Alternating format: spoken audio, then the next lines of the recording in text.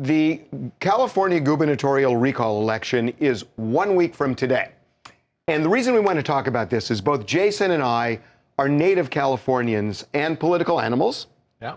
And we want to tell you a little bit about the landscape here if you're not familiar.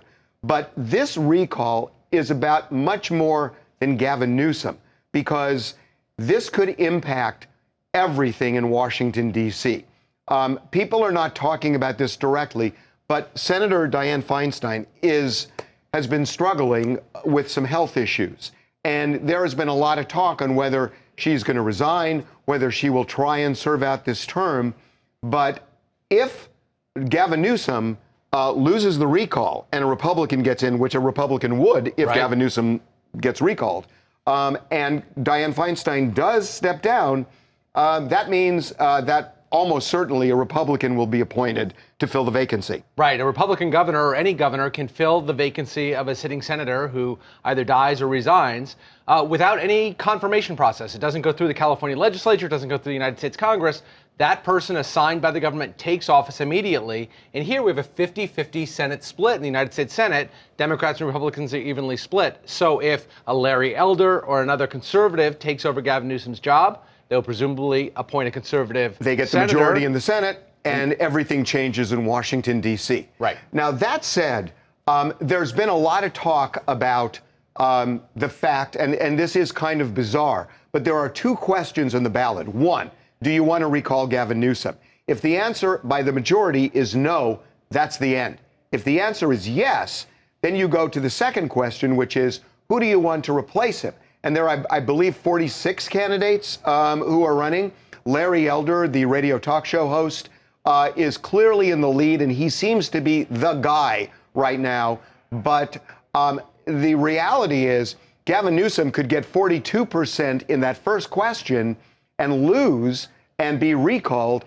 Larry Elder could get 18% and be the biggest vote getter of the 46. Right. With half the votes, less than half the votes, Right. and he becomes governor. So it's in the second question that Harvey was talking about, it's just a plurality. So the person with the highest percentage, even if that percentage is 6 or 8%, with 44 candidates, that percentage could be incredibly low. It could easily be in the 15%. And that person, despite the fact they've only ever received 15% of the popular vote, is the new governor. That's right. Replacing somebody who got 49% of the recall question. Which then raises something that I was talking to some people about who are deeply involved in politics in California. And what they were saying, and I found this really interesting, I haven't even talked to you about this, is that if Gavin Newsom gets recalled, he has what, like there's 2 years left in the term, a little less. Yep. He will run for governor again, they're saying. Right. And if he runs for governor again, this is such a heavily Democratic state. The irony is he could lose the recall, then run again, and probably beat any Republican. Presumably got the nomination from the Democratic Party. He would certainly win the governorship again. And so it becomes this rebound story, which ultimately, in the end, could end up helping Gavin Newsom. Yes, that's right. Now, of course, we have to go back to the fact that Gavin Newsom has dug his own grave on this thing, right? I mean, his antic, forgetting about the coronavirus, his antics to the French Laundry, where after imposing a mask mandate on all Californians to wear masks when they're at restaurants, is pictured at the French Laundry restaurant, this incredibly exclusive $1,000 a person restaurant in Napa Valley, without a mask on, mired in the highest, most contagious part of the coronavirus. I have a different opinion about this. I don't think that is going to be the deciding factor. I think the bigger issue he has is not necessarily one that falls squarely on him, but people are angry, and I think it has to do with homelessness.